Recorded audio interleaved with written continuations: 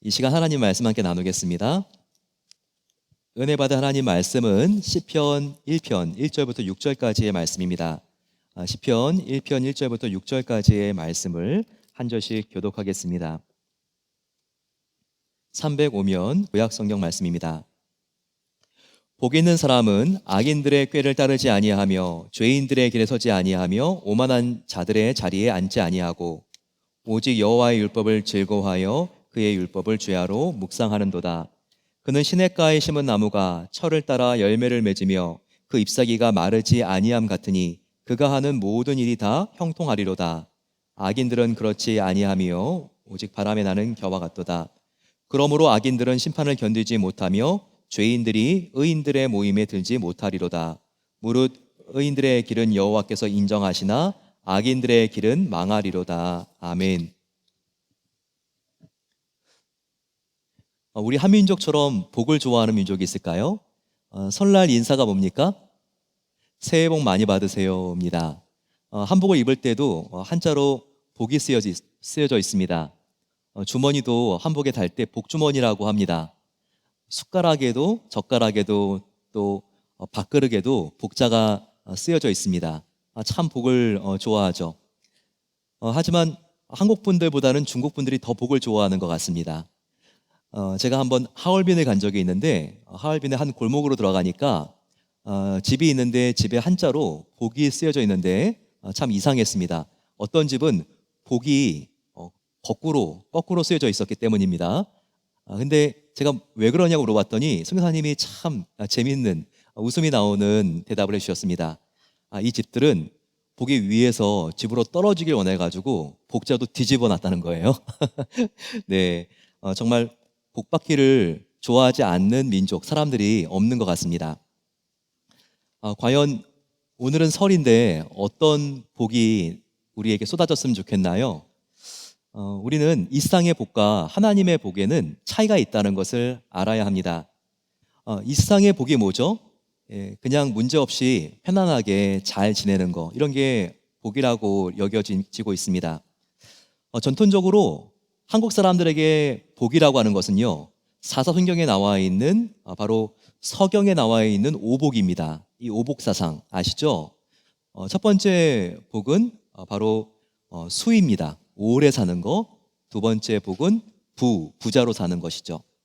세 번째 복은 강령이라고 합니다. 정신적으로 육체적으로 건강하게 사는 것이 강령입니다. 네 번째 복은 유오덕이라고 해서 선행을 쌓고 덕스럽게 사는 삶, 이것도 조상들이 복으로 보았습니다. 마지막은 고종명입니다. 이것은 아프지 않고 편안하게 살다가 이 세상을 마치는 것을 말합니다. 보면 우리 조상들이 참 복스러운 인생에 대한 관찰을 잘한 것 같아요. 이런 복, 저와 여러분들도 누리고 싶지 않습니까? 하지만 이 세상의 복들은 시간이 지나면 다 사라지게 됩니다. 아무리 좋아도 건강과 재물과 명예도 지나가는 것입니다. 그래서 이런 세상의 복만 우리가 너무 집착하고 쳐다보고 있으면 나이가 들면 하나 둘씩 다 이런 복들이 약해지고 줄어들고 떠나가게 되면서 정말 마음이 허망하기가 그지가 없습니다. 하지만 우리 크리스찬들은 다르다는 것을 알아야 되죠. 우리 크리스찬들의 진정한 복은 무엇입니까? 바로 그것은 우리 영혼의 아버지가 하나님이시라는 것입니다. 바로 나에게는 영원한 하나님 아버지가 계시고, 그리고 나의 인생의 여정은 그분의 영광스러운 나라를 향하여 전진하고 있는 순례의 길이라는 바로 그 믿음, 이것이 우리 마음속에 평안을 줍니다. 그분이 주시는 영생과 하나님이 내가 힘들고 어려울 때마다 함께 계시고 지켜주시고 나를 인도해 주신다는 바로 하나님의 자녀의 특권, 바로 이거보다 더 큰 복이 어디 있겠습니까? 정말 하나님의 영광스러운 자녀가 된 복은요, 이 세상의 그 어떤 복하고도 비교할 수가 없습니다. 그러면 하나님의 이와 같은 복은 어떻게 받을 수 있을까요? 오늘 시편 1편이 우리에게 이것을 알려주고 있습니다. 특별히 오늘은 절기적으로 민족의 설이기 때문에 시편 1편, 복 있는 사람에 대해서 묵상하기가 참 좋은 날인데, 특별히 이 1편은 복 있는 사람이 누군가, 또 복이 멀리 달아나는 복 없는 사람이 누군가, 이 두 사람을 대조하면서 우리가 어떻게 복 있는 사람이 될 수 있는지 이것을 알려주고 있습니다. 먼저 시편 1편은 들어가면서부터가 복이 얼마나 중요한지를 강조하고 있어요. 우리 한글 성경으로 그냥 읽어보게 되면요, 개역개정 이런 성경은 이 히브리어 원문의 느낌이 잘 나지 않습니다. 그 시작이 어떻게 1절이 시작되고 있죠? 복이 있는 사람은 악인들의 꾀를 따르지 아니하며, 이렇게 그 시작이 이렇습니다. 복 있는 사람, 명사 주어입니다.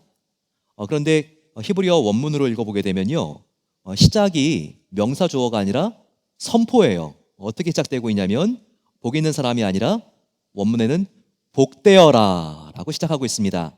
복되어라, 선포죠. 공동번역 성경은 이와 같은 느낌을, 히브리어 원어의 느낌을 아주 잘 살려서 번역을 했어요. 보게 되면 복되어라, 악을 꾸미는 자리에 가지 아니하고 죄인들의 길을 거닐지 아니하며 조소하는 자들과 어울리지 아니하고, 이렇게 말하고 있습니다. 얼마나 이 시편 1편 자체가 복되어라 라고 선언을 하고 선포하면서 복을 강조하고 있는지를 알겠죠? 그러면서 이 세상의 복이 아니라 진정한 복이 무엇인지 너희들이 똑똑히 들으라는 거예요. 그리고 나서 그 뒤에 이어지는 말씀들이, 그러면 그 복을 어떻게 누리는가, 바로 그 방법이 소개되고 있습니다.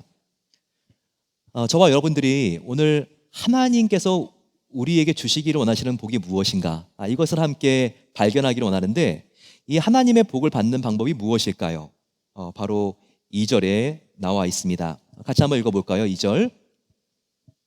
자, 시작. 오직 여호와의 율법을 즐거워하여 그의 율법을 주야로 묵상하는 자로다. 바로 하나님의 복을 받는 방법, 바로 그 핵심은 하나님의 말씀을 즐거워하고 그리고 그 말씀을 묵상하는 것입니다. 여기서는 복이 있는 자가 여호와의 율법을 즐거워한다고 했지만, 여기 있는 율법은 뭐죠? 우리 현대 성도들에게는요, 이것이 성경 66권 하나님께서 계시로 주신 바로 하나님의 말씀입니다. 율법이 말씀인 것이죠. 이 말씀을 정말 즐거워하고 묵상하는 자가 가장 복된 자이다, 이것을 말씀하고 있습니다. 여러분, 이 사실을 믿습니까? 이걸 정말 우리가 믿어야 합니다. 여기서 중요한 것은요, 하나님의 말씀을 즐거워한다는 데 있어요. 복 있는 자는 바로 하나님의 말씀을 억지로, 그리고 정말 내키지 않는데 정말 힘들게 지키는 자, 의무로 지키는 자가 아니라 복 있는 자는 하나님의 말씀을 즐거워하는 자라고 말하고 있습니다. 즉 그 말씀을 꿀송이보다 더 달게 느끼고 즐거워하는 자들이라는 것이죠. 즉 복 있는 사람의 특징은 하나님 말씀을 의무적으로 받는 것이 아니라 정말 자발적으로 받고, 그리고 수동적이 아니라 능동적으로 그 말씀에 반응하는 삶이라는 것을 보여주고 있습니다. 그들은 시냇물을 찾아 갈급해하는 사슴과 같이 하나님의 말씀을 타들어가는 목마름으로 갈급해하는 사람입니다. 복 있는 자가 이렇게 하나님의 말씀을 즐거워하는 이유는요, 다른 이유가 없어요. 바로 하나님을 온 마음 다해 사랑하기 때문입니다. 하나님의 은혜와 인재를 갈망하기 때문에 이렇게 하나님의 말씀을 부담스러워하는 것이 아니라 이 말씀 가까이에 가고 싶고 이 말씀을 즐거워한다는 거예요. 구약에서 특별히 시편 1편에 복 있는 자를 이렇게 말하고 있다면, 신약에서는 복 있는 자가 어디 있을까요? 신약에 복 있는 자를 찾는 것은 어렵지 않습니다. 마태복음 가게 되면요, 마태복음 5장부터 7장까지가 예수님께서 산에서 내려와서 하신 설교잖아요. 산상수훈이라고 합니다. 이 산상수훈의 바로 그 앞부분 5장을 보게 되면요, 복 있는 사람, 바로 그 사람의 8가지의 자아상이 나와 있습니다. 팔복이 나와 있죠. 신약에서 구약에 복 있는 사람을 찾기 위해서는 바로 이 마태복음 5장의 산상수훈에 있는 바로 그 팔복의 사람을 우리가 봐야 합니다. 근데 이 시편 1편과 산상수훈이 나와 있는 마태복음 이 5장 팔복 사이에는요, 굉장한 유사성이 있다는 거 아세요? 시편 이 1편의 말씀은요, 시편 150편 전체를 열어주는 입구 역할을 합니다. 이것처럼 팔복 말씀은 마태복음 5장부터 7장까지에 있는 산상수훈, 아니 신약 전체를 열어주는 열쇠라는 것을 알아야 합니다. 시편 기자는요, 시편 1편을 통해서 저와 여러분들이 하나님의 은혜의 세계로 뛰어 들어오기를 원하고 있어요. 이 시편 1편을 통하여 우리가 하나님의 은혜의 정원 안에 들어온 다음에 마음껏 하나님의 임재를 느끼면서 우리가 찬양하며 예배하기를 기대하고 있습니다. 그러면 이 구약에 복이 있는 자를 우리가 신약에서 산상수훈의 팔복의 사람으로 우리가 함께 찾아볼 수 있는데, 산상수훈에서 예수님께서 복이 있는 사람이 누구라고 말씀하십니까? 8가지 모습이 있지만 가장 복 있는 사람의 대표적인 모습은요, 심령이 가난한 자. 예수님께서 마음이 가난한 자는 복이 있나니 이렇게 말씀하셨습니다. 여기서 가난한 자라고 하는 이 말을요, 히브리어 성경으로 보게 되면 안이라고 하는 말로 가난한 자를 표시하고 있는데요, 바로 이 안이라고 하는 자는 바로 안이라고 하는 뜻은 구하는 자라고 하는 것입니다. 심령이 가난한 자는 구하는 자라는 거예요. 근데 어떤 구하는 자입니까? 바로 이 원문을 보게 되면요, 아무것도 없는 절박한 거지가 구하는 것을 말합니다. 재산이라고는 전혀 없는 거지. 그래서 지금 당장 도움을 받지 않으면 먹을 것과 걸칠 것이 하나도 없어서 추위와 굶주림 때문에 죽을 수밖에 없는 정말 절박하게 내몰린 거지. 바로 이 거지가 구하는 모습을 지금 보여주고 있습니다. 다시 말해서 예수님께서 심령이 가난한 자는 복이 있다고 말씀하셨을 때, 심령이 가난한 자는 위를 바라보고 대답을 구했는데 만일 그 사람의 대답이 없으면 단 한순간도 살 수 없는 바로 그 사람, 단 한순간도 더 이상 버틸 수 없는 바로 그 사람, 바로 이 사람이 복 있는 사람이라고 예수님께서 말씀하신 것입니다. 과연 저와 여러분들의 상황은 이 시간 이 장소에서 하나님께서 말씀하지 않으시면 나는 단 한순간도 견딜 수 없을 만큼, 단 한순간도 버틸 수 없을 만큼 그렇게 절박하고 그만큼 우리의 심령이 가난해 있습니까? 바로 이런 심령이 되어야지 그 사람이 복 있는 사람이다, 예수님께서 말씀하신 것입니다. 과연 우리의 마음이 지금 나의 메마르고 타들어가는 목마름의 심령에 당신의 은혜의 말씀, 생명의 말씀을 부어주시지 않고는 살 수 없습니다. 한 걸음도 더 앞으로 나갈 수가 없습니다. 그러니 생명의 구주 예수여, 당신만이 나의 영혼을 살릴 수 있는 것을 믿사오니 나의 시든 영혼, 상한 영혼, 불안해하는 영혼, 목마른 영혼을 살릴 수 있는 담비 같은 생명의 말씀을 부어 주시옵소서. 이렇게 고백할 만큼 절대적인 겸손과 간절함이 저와 여러분들 마음속에 있습니까?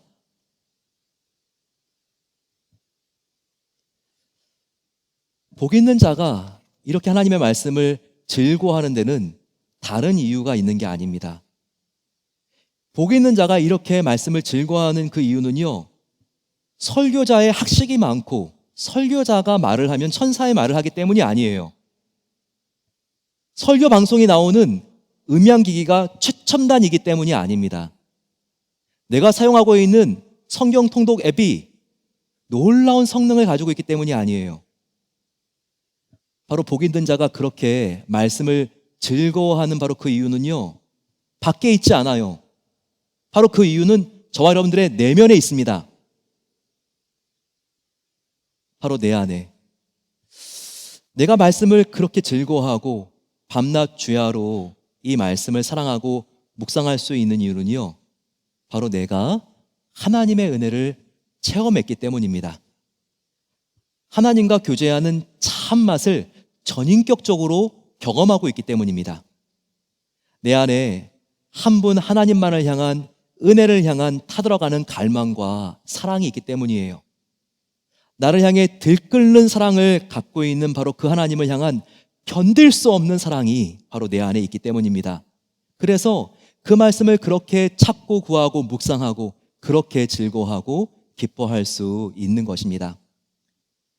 여러분, 저는 이 새해에 저와 여러분들이 2014년이 나의 평생에 가장 하나님의 말씀을 즐거워했던 한 해라고 기억되기를 축복합니다. 정말 내 마음속에 하나님을 향한 갈급함과 가난함과 겸손함이 있어서 주님의 말씀이 가장 내 마음속에 나의 기쁨이 된 꿀송이보다 더 달게 느껴진 한 해였습니다. 이렇게 고백하게 되기를 축복합니다. 우리가 오늘 예배를 마치고 나가게 되면요, 이렇게 지금 전시하고 있는 그 텐트 안에 여러 가지 디스플레이가 있죠.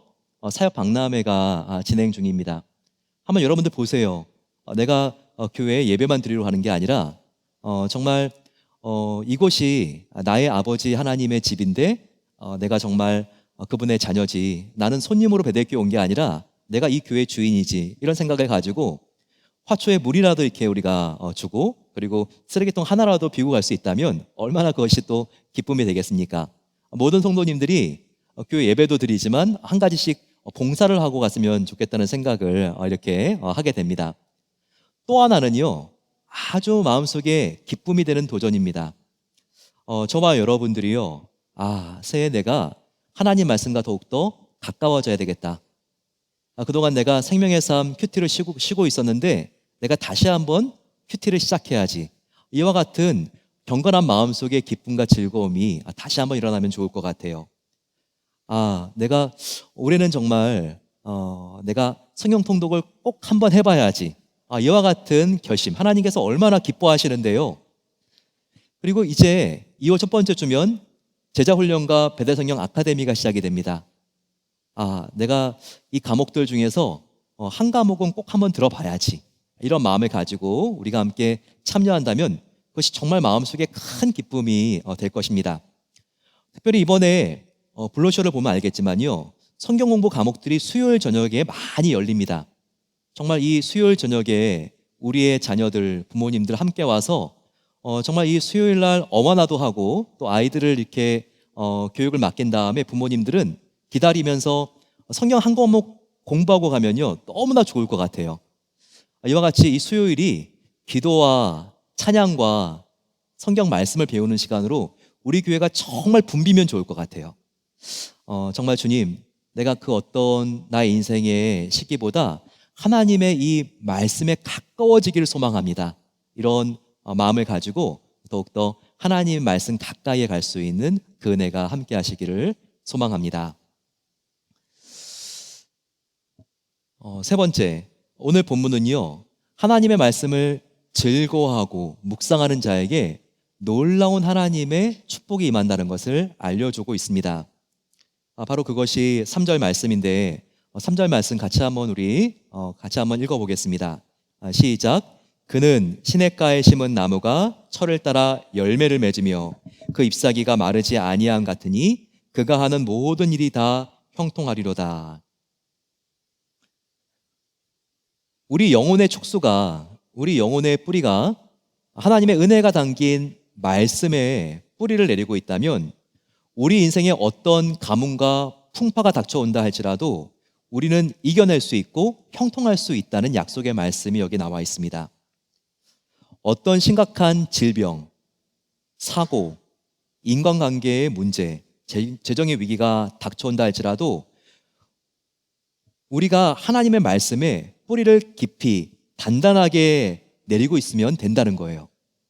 그러면 이 말씀이 이번에는 우리의 인생을 어떤 풍파가 와도 흔들리지 않도록 딱 붙잡아 준다는 것이죠.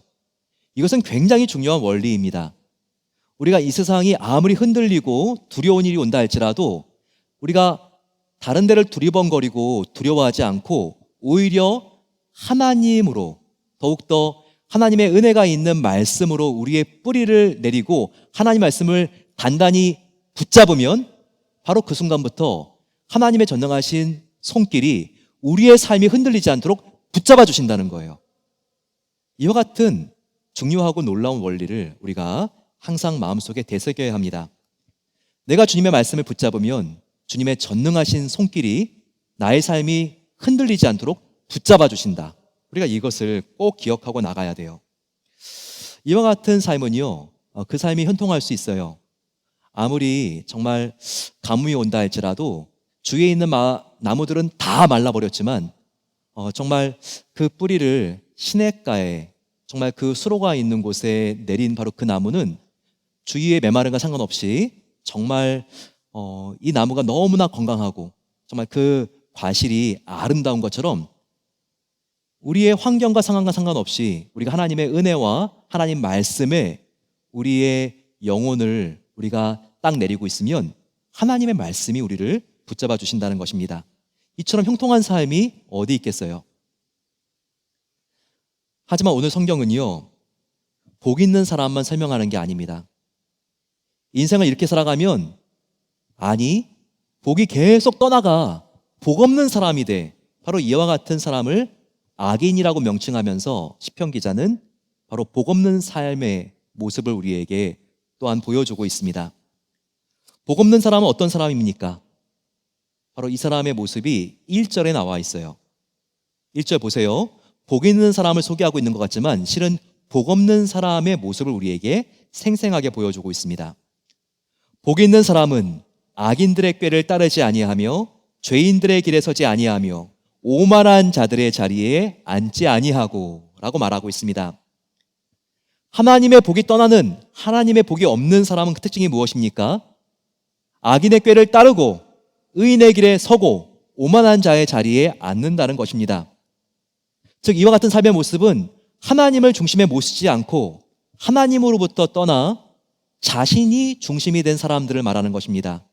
그 중심에 하나님의 생명의 말씀은 온데간데 사라져 없고 자신의 꾀와 편법, 자신의 기분과 신경질과 혈기가 중심이 되어서 생각하고 말하고 행동하는 자들, 바로 이들이 하나님의 복이 점점 떠나는 자들이라고 경고하고 있습니다.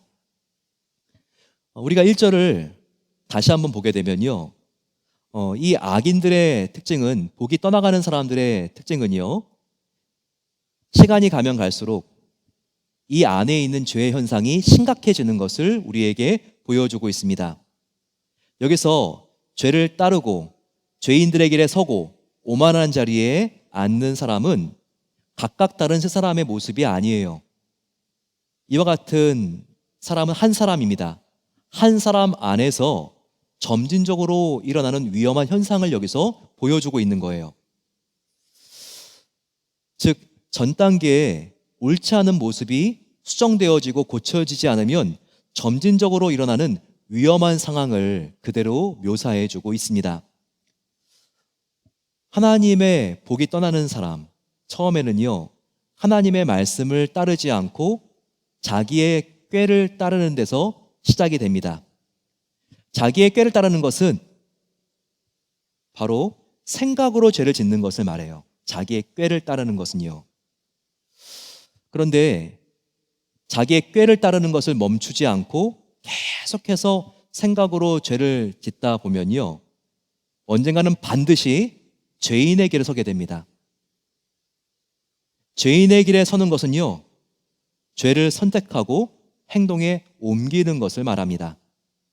이렇게 계속해서 죄를 행동으로 옮기다 보면요, 이제는 길에 서는 정도가 아니라 자리 깔고 앉게 됩니다. 오만한 자리에 앉게 된다고 말하고 있어요. 즉 이것은 돌아오지 않는 악한 습관으로 굳어져 버린다, 이것을 시사하고 있습니다.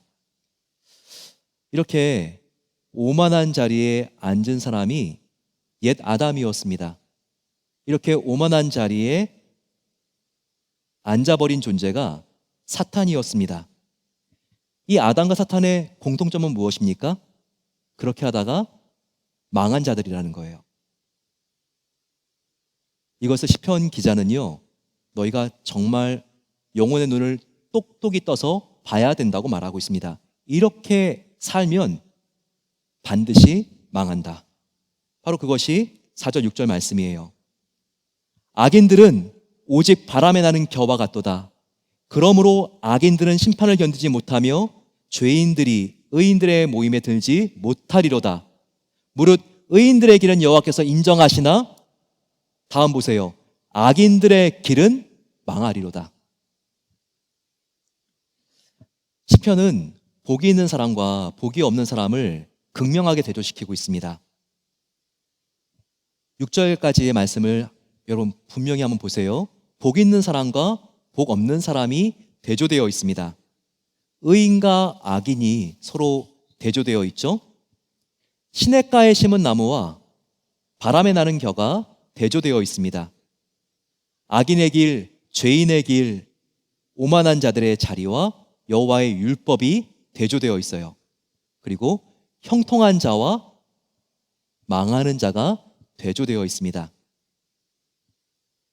과연 저와 여러분들은 양편 중에서 어느 편에 서기를 원하십니까? 바로 복이 있는 자가 되느냐 못 되느냐의 선택은 지금 저와 여러분들의 선택인 겁니다. 우리는 하나님께서 기뻐하시는 복의 주인공들 되기 위해서 하나님의 말씀을 즐거워하고 묵상할 수 있어야 돼요. 그러기 위해서는 우리의 마음이 중요합니다. 우리의 마음이 심령이 가난한 자가 되어서 갈급해져야 돼요. 바로 이렇게 나의 마음이 갈급한 것, 바로 그것은 하나님께서 가장 저와 여러분들이 지향하기를 원하는 우리의 내면의 목표입니다. 저희가 올해처럼 앞이 안 보이는 해가 없다고 합니다. 하지만 저와 여러분들이 올해 그 어떤 해보다 더욱더 하나님의 복받은 자가 될 수 있고 승리하는 한 해가 될 수 있어요. 그것은 내 안이 이 세상으로 충만한 것이 아니라 내 안이 바로 예수 그리스도로 충만한 것입니다. 예수 그리스도로 어떻게 충만해집니까? 항상 예수님은 나는 생명의 양식 말씀이다 라고 예수님께서는 비유하셨어요. 따라서 우리의 마음을 하나님의 생명의 말씀으로 채운다면 우리 안은 예수로 충만해질 수 있습니다. 내 안을 예수님이 담긴 은혜의 말씀으로 충만하게 채우고 더욱더 이 말씀을 깊이 묵상하고 통독하고 암송하고 큐티함으로써 저와 여러분들이 이 세상에서 가장 하나님의 복을 받은 사람이 되고 그 영광 가운데 걸어가게 됨으로써 올 한 해처럼 내가 행복했다 간증할 수 있는 해가 없는 가장 빛나는 새해가 되시기를 축원합니다. 우리 함께 이 시간 다 같이 일어나서 찬양하며 나아가겠습니다. 우리가 하나님께서 정말 기뻐하시고 하나님께서 축복해 주시는 사람이 되기 위해서는 우리의 마음이 예수님의 말씀으로 충만해져야 합니다. 주님, 내 안에 예수님이 충만해지기를 원합니다. 그러기 위해서 말씀으로 충만하게 채워주시옵소서. 그러기 위해서는 나의 마음이 시냇가를 찾아 간절히 헤매이는 정말 그 사슴처럼 아버지 그렇게 내가 심령이 가난해지기를 원합니다. 하나님, 정말 하나님의 말씀으로만 만족할 수 있는 내 안의 영혼의 허덕임, 아버지 하나님, 이 세상 그 어떤 것을 내가 다 가졌다 할지라도 하나님이 나를 채워주시지 아니하시면 나는 아무것도 아닙니다. 이와 같은 영적인 갈급함이 내 안에 가득할 수 있도록 은혜 베풀어 주시옵소서. 우리 함께 이런 소원 아뢰면서 충만 함께 하나님께 찬양 올려드리겠습니다.